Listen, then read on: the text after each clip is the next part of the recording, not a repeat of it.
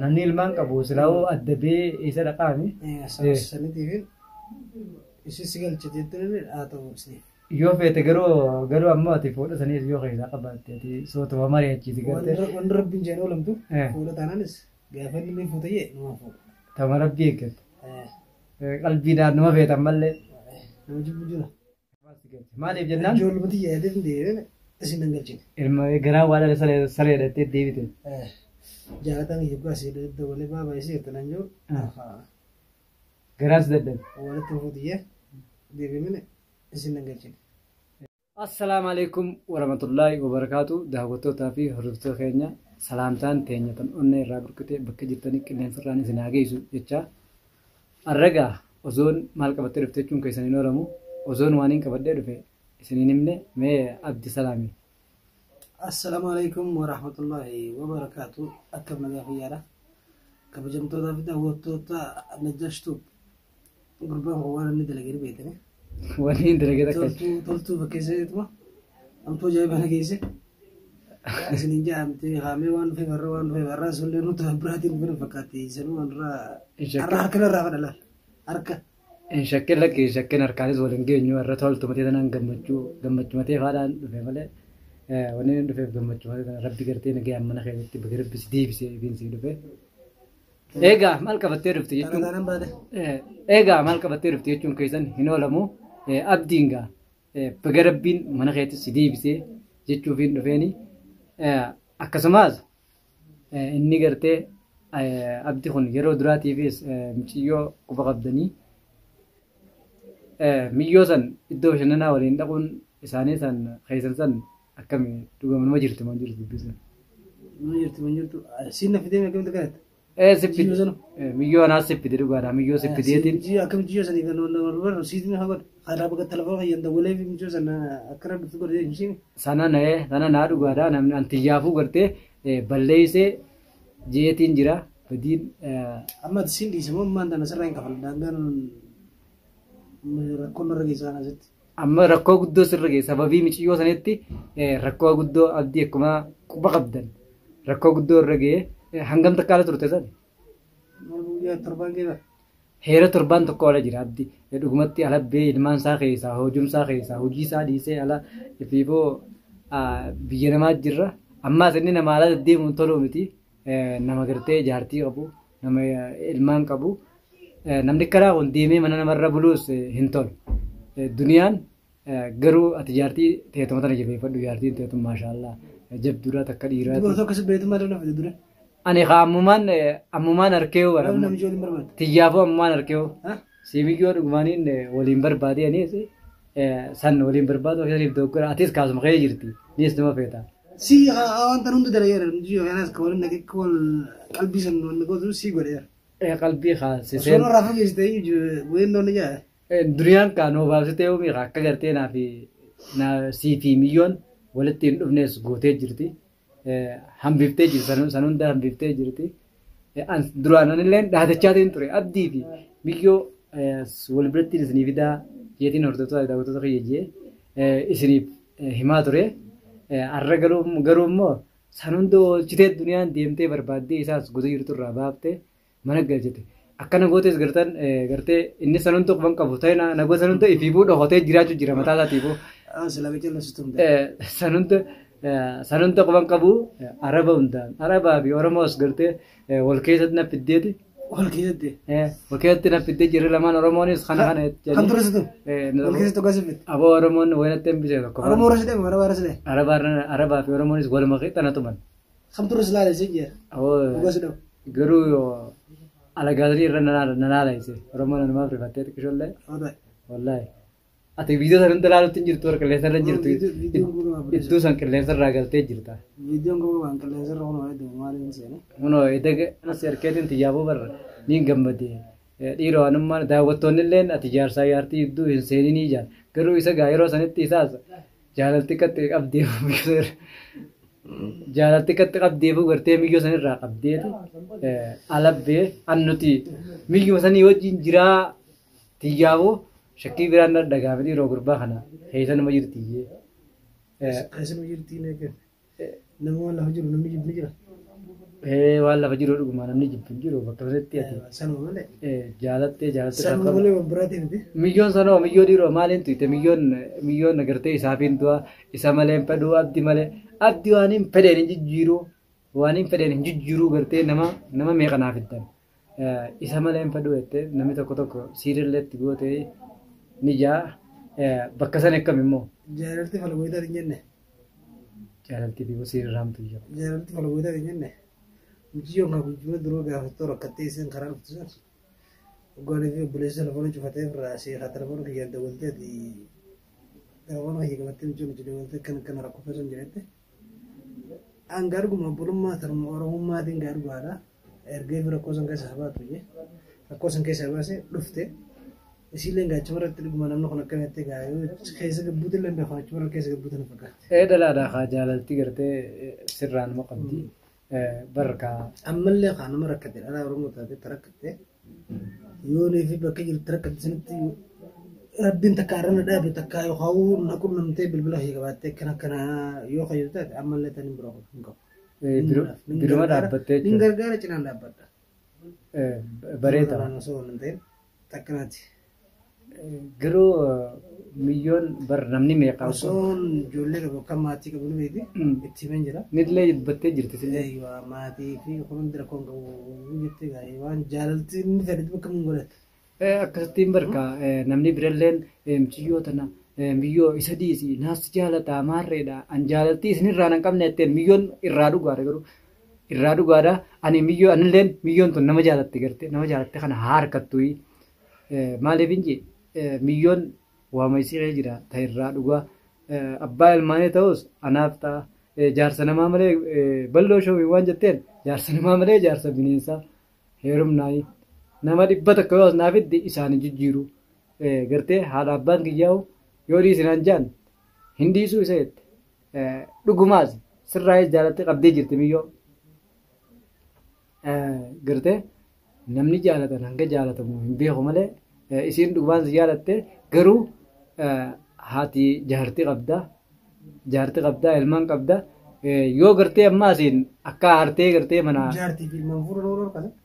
jaartii fi ilmaan ati fuudhu yoo gartee isiin si heeyyamtee akka fatiyaa sanfatti yoo isiin si heeyyamtee hayyama siitiin gartee fuute. Fatiyaan malee hayyamte. Fatiyaas kaa dirquma hayyamsiise. Dirquma akka isanaatu ati si jaalaaffise malee silaa dirqii itti goote isummaan tunuu booda hayyamtee sabbartee dunummaan tunuu jiraatti. Garuu ati sabbarsiisuu sana hin dandeenye sabbarsiisuu hin dandeenye. Sabbarsiisuu tanarratti sabbarsiisuu namoota yeroo laaftu tanarra. Nama sabbarsiisuu irra namoota sabbarreetii biroo laaftu uummata biratti jara biratti. Dhalaa biratti. Dhalaan bakka sana hin eeyyamtu. Ammaaliin ta'ee an maaltu narraa irruudha maaliin irra barbaada. Uleedhaan harkaan ulee lafa qabattee deemtu. Bakka sana Bakka sana keenyaan ulee darbitee ni dirti. Dhuga bakka sana keenyaan. Isa waan ta'eef sabbarii bakka sana namni ittiin safaatu tokko illee hin jiru. Anilleen duraan gartee waliin gartee abdiin haa fuudhu miyyoon isa jaalatte haa fuudhu waliin jeef namni Oromoon kun gartee ilmaanis horee dhala Oromoo tana haa nu babal'isuufiin abdiis akka fuudhuuf siidhaa dhaabbadde ammoo daawwattoonni irra hedduun maaliif ati waan dhiiraa san hin qabdu nama naan jeefaa jira. Ati waan dhiiraa san hin qabdu ifiin fuutu fi naan nan jaalanne laalee komantii laalee tumaan miyyoon tun gaa nan jaalanne osoo kana jaalatu taate anaa jalqaba fuudhaa'u jeetiin wanna jee ati waan dhiiraa san hin qabdu akkamitti jaarsa duniyaa irra geeta duniyaan goota duniyaan sin dhiiftuu si ajjeeftii jedhanii. Ammallee komantii daawwattoota deebisa kan nuuf hin dirqamnu fakkaata. Maali? Dhugaadhaa ijaa daawwattoota kan yoon si jettan illee sirriidha. Waan dhiiraan qabdu irraa jettan fan. Dhugaadhaa waan jennu nan jaalanne isa jaalatte. Saniifuu gaa bakka isiin nageessitti geessuudhaaf dirqamuun qaba malee waan dhiiraa namaan qabaa deebisuu nama dirqama fakkaata. San deebisuu waan dhiiraa namaan qabaa dubbadee bara waan dhiiraa sana namaan qabaa. Miyyoon san ana hin jaalanne jaalaltii fala guutaatii silaa na jaalatte kana jaalattu taate ani ammoo deebisaa akka nama tokkotti niin kannaafi isii sanis hangaan silaa deemee abdii saniin barbaasan isummaanuu miyyoonis ka maashaallah bareedduudha waan jettu maaliif niin fuudhati yaaboo miyyoon ana kabira taa'u kana hin agartu abdi namni abdi naa dhiisinaan jiru diina kiyyaa achaa turte biyyoon namni abdi dhiisinaan jiru diina kiyyaa obboleessii tokkollee maa jettanii beektaa gaafaan rakkadhe san rakkoo tiyya keessaa kana baase baarraa dhufee ansi bilbiladhe ani maanta noomaan qabu maarreedhaa naan jettee deebi'ee isa bilbilaan inni akkasitti rakkoo san hunda na furee jettee dubbattee jirti silleen dhalaan rakkoo san keessa isiin gaafasuma sanuu Oromoon haalaa jaalatan qoqoranii hundee qoqoranii maaliif dhugumaan si jaalattee yeruma sanuu si laallattee sammuu si keessa si barreessite dhalaan maaliif dhalaan nama cinaa dhaabbatu uuma feeteenuu nama cinaa dhaabbatu ni feeti tuwwama jiraati. Dhalaa qofa miti yaa dhiirtinis yoo ni rakkattee akkasumatti cinaa dhaabbatte nama cinaa dhaabbate namni jibbitu kan jiru. Nama cinaa dhaabbate. Garuu gaa dubartiin tun akka dhiiraa deemti. Isin laaftuudha. Isin waan gargaaraniif qabdi. Dhalaan waan gargaaraniif qabdi. Isin obboleettii teenya haadha manaa keenya haadha teenya haadha jeen hundaati haadha goota hundaati isin. Dhugaadha dubbiin ta'e. Saniifuu isin akka dhiiraatti rabbiin duriin humna akka humna goone yoo rakkattes yoo nakkattes bakka moo kas cinaa jirtu asumattu gargaaruun dirqama. Saniifuu nama gargaaru nama cinaa dhaabbatu dhalaa qofa maqaa malu dhiirtinis ni fedha namoota ni fedha. Ati nu fakkeenyaaf sii rakkatee jiru yoo naan waan takka sii godhe haa waan biraa dhabu sii rakkoo san keessa jiru yaada yoo si gargaare hangam takka na dinqisiifatta hangam takka na. Dhugaadha garaanuu siin dinqisiifadhaasi garaan kiyyaa'u du'aa isii godha.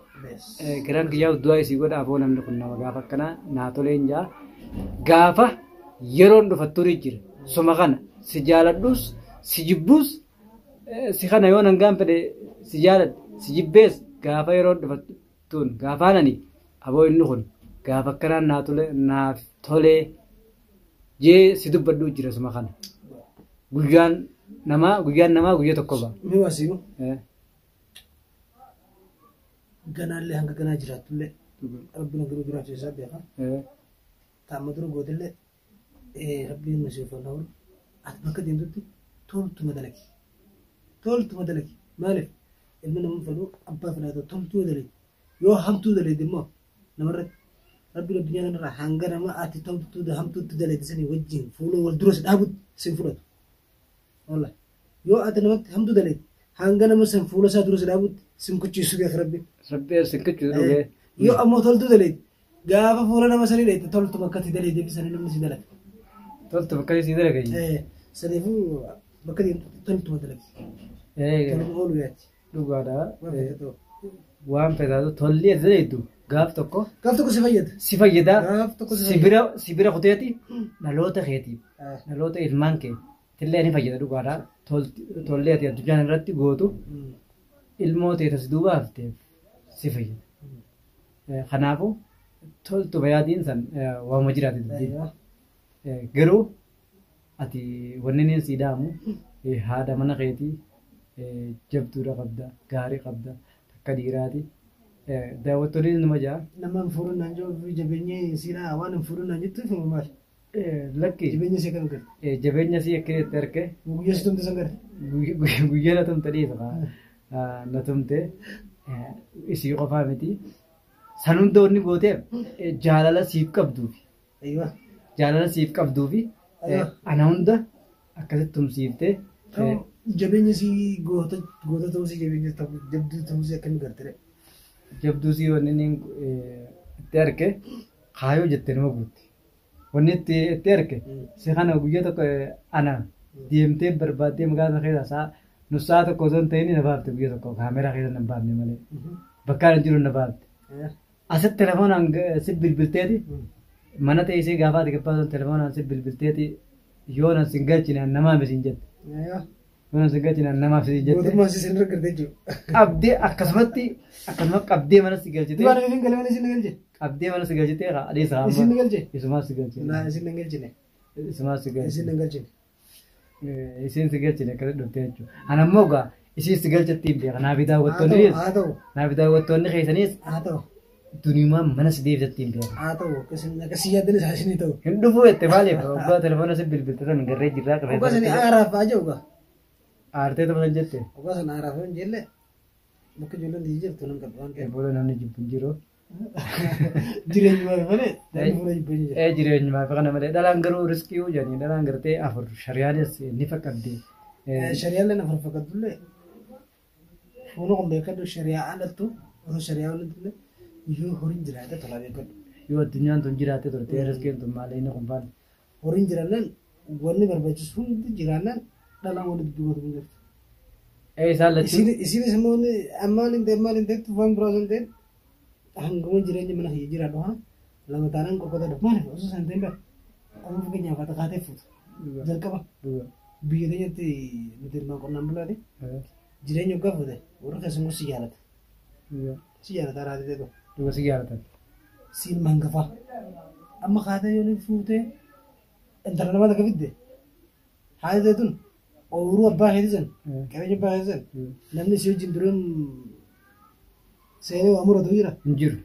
Gaafa jaartii fiddatan jaartiin ta'e ooyiruu ta'e seenee seenee fidde Iseenti. hinaaffaa jidduu faadhatee ta'e jaartii gidduu. Dhugee bakka sanuma jirtee numsa. Maaliif duree namni cinaa deemu kan jiru jira isiin amma jokki jaartii lammaffaa fuudhee ilmaan gafaa hinaaffaan dhufte lakka fuusiftuun barti malee wanna kun waan jiraan. Qabeenya kana nama kun kiyyaa dureen waan sammuu sitti hin ta'e arrabmoo gisee dhufee namni cinaa ta'e maayoo fi cinaa seenaa waan jiru takka sammuu keessatti kan dhuftu sheetaan waan jaalatan jira waan akkasa waan ta'eef namni kun yoo horiin jiraate kana asuma dhiitee fi saniifis kophaa gootu. Bakka adda addaatti. Namni gosa wal yaade ifiif wal harkuuf wal yaade malee wanni itti wal nyaatuuf hin jirtu. Wanni itti wal nyaatan jirtu sanuma. Deebii ammas dhalaan hundaa ni danda'a. ammas dhalaan wanni feetu ni beekta. Waansi qabeenyasi kophaa. Keekeetu wajjin. Keekeetu wajjin kasii kophuma isii bira jiraate kasii isummaan irratti abbaa ta'uufi. Akkasuma. Ammoo Siifis boqonnaa sammuu ta'eetiifis akkasuma gaarii. akkasuma gaariidha. Maali yoo nuti qabeenya keessiidha keessiin tuqamu baate kataanis kophaa ta'e hoggaa mana kana dhuftus waas jechuudha. Aatis hoggaa akkasitti horiin ka'ee wal si danda'ee waan godhe hoggaa mana kana dhuftus gammachuu deemtu mana sana dhuftus gammachuu deemtu jechuudha. Soba san ta'eef malee fuudhuu namni nama dhorku hin jiru. Garuu dubartiin ati hanuu jettu osuma isin jettu Osuma isin jettu isin sayyamsiisanii fuudhan. yoo immoo horiin jiraate isin sanuu quban qabdu.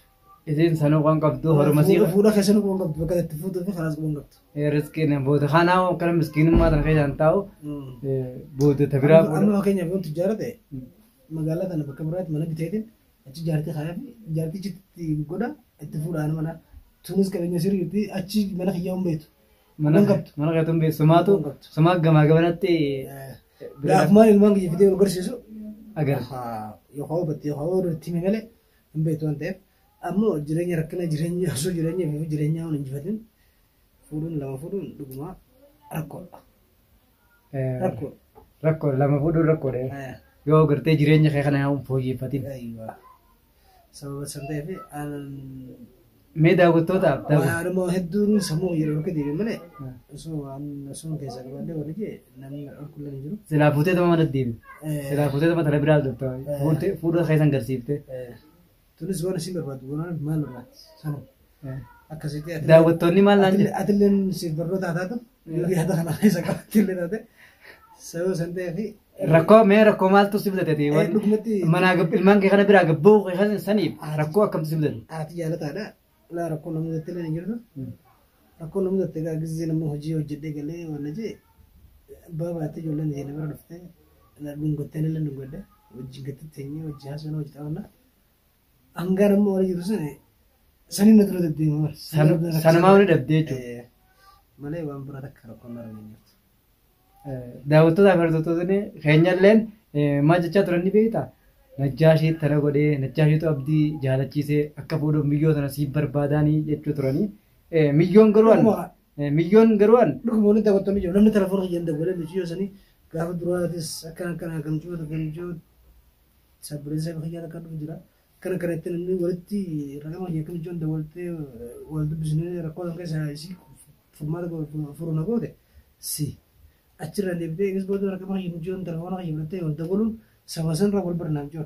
baran akka jaalala. Malee si dhuftee waan ifannattu si dhuftee itti nageessi jette suma أنا كجال الأمبر أنا كجال الأمبر دلدلنا في جوي ديرو اسمه ملا دعوتات أنا كبر ركويسي دقي أنا كركويسي كنا مورمتي كجرجارتو فين ستيس بيبي ستي بمالي أكجال الأنجر جارتو ستي نمني بركيسي جالتني بوريتو أكسنجوني جالنا برمجون المرة يوم تمام وين عن بروسين جالدين دوبا ميو بكتنا الدنا بازجا ميو درا جالته موسي جالت يو أتي درا جالتين دلنا كذا تسباتي أبدي بنين دوا نينج جبا إسماله وام بيدنا سنا خيتن أنجار تون برما دين كماف جالته تو برما قبدا أيه مالي جال بران كماف جال بران قبدو تلقى يجو أما دي بتجي سيسي ولا تبغى نحن كيسن نبغى كل من جف جال سفات من دات جال أنت وجون أنت ده دات دوبا ده أكنا تسنجا كابوجون تو دارين خردف تو تا نجشتو أتي بقرب بمنا خيرس ديب زياتيز الحمد لله نافي قرتي نافي هذا منا خيتي الدنيا اللي بلون خلي نجدو عسيتي ولن نفيسه جرا هاجلتهم بلون بلون لين هاجلتهم قرو أتيس إن شاء الله بيجتكو أما اللي بيجي تو خبا يوم نبرس أغير تسنيف الدنيا dunia geger teru ba biyu saja tebak kada wan namni bofa guya teber kalkam namni guya bofa kalkan teber ese ya beda akasi berarti gara na bisi khoba on berdele sedih sundes sedih bu naya mbin itu naya makan zinja wa duga jette bari dada atiga yoden de khamas guya to kona bisi najash kun wan tan khaysa da bate jira ina manam tummale na fati walwano ammalle na fati wal bira mullet chuda jette ni arte amma video tara ko kam duisin kene sarat ko agarte ne mukal sarat aw ne agarti dunia se garte golin na bayif to geto inshallah ya rabbi khanafu وداوتو تابي هرتو خينيا هونو Asuman nubra dapat dati nujajabisa lah. Asuman nujajabisa nubra dapat da abdis akan maduro yan khaysan raman ilma keti gali jetta nurin yada berida khanata huntu khaysan galat huma alina nisnin jarabda thank you namaste congratulations in janis bagarbin mana khay khadran khay devise gammachon tunga gammachon tul laman qabdu badu takkuma ati mana jahada mana khay khana birati nagyan debunis gammachu raji tabira fudunis la gammachu turte khana lachot rayo amane sinja congratulations in